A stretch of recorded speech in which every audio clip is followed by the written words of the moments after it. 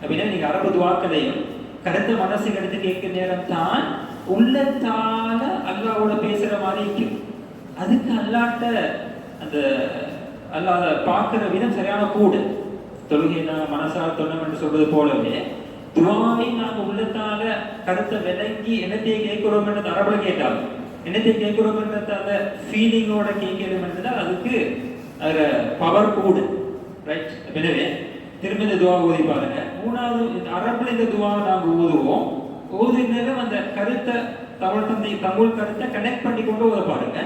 اللهم إني أعوذ بك من الهم والحزن والعجز والكسل والبخل والجبن وضلع الدين وغلبة الرجال. Right. அப்போ தலஉ thine தான் கடன், கலபத்து ரிஜால் தான் அடுத்த மனிதர் ஆதிக்கம். முதல் 6 நாங்கள் சொன்ன எங்களோடு சம்பந்தப்பட்ட பலவீனங்கள். ரைட். இப்போ நாங்கள் இதில் ஒவ்வொன்றா மேலோட்டமாக பார்ப்போம். கவலை அல்லது ஹம் என்பது எதிர்காலம் பற்றிய கவலை. ஹசன் என்பது இறந்த காலம் பற்றிய முடிஞ்சு விட்டது பற்றிய கவலை. உண்மையில ஒரு மூமியை பொறுத்தவரையில இது ரெண்டுமே இக்க தேவையில்லை.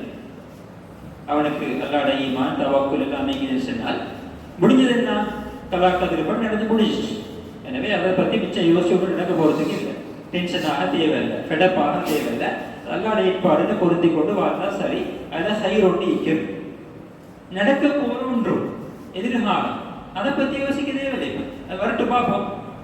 அதான் நிறைய பேர் இருப்பாங்க இந்த 2 கவலையாலையுமே சோர்ந்து வைத்து ஈக்கிறாக்கள் பலதீக்கிறாங்க. அது ஈமானோட ப்ராப்ளம். ரைட். எங்க டாக்டர் கொஞ்சம் குறவு அதில். எனவே இந்த 2 கவலையும் இது தேவையில்லை. அப்படி வந்தால் நாங்க இந்த ஈமானிய பெர்ஸ்பெக்டிவ் அதை பார்த்து எங்க மனசை மாற்றிக்கொள்வோம். அதுக்காக நடந்துவா கேட்கும். எனக்கு ஹம்மும் வானம் நசலும் வானம் மணிஜே கூட கொஞ்சம் கிடைக்கிற யோசனை கொஞ்சம் வாதது பிரச்சனை அல்ல. சீரியஸான மனசு ஆதிக்கம் கொள்ளுகின்ற ஒரு கவலையாக துக்கமாக மாறப்படாது.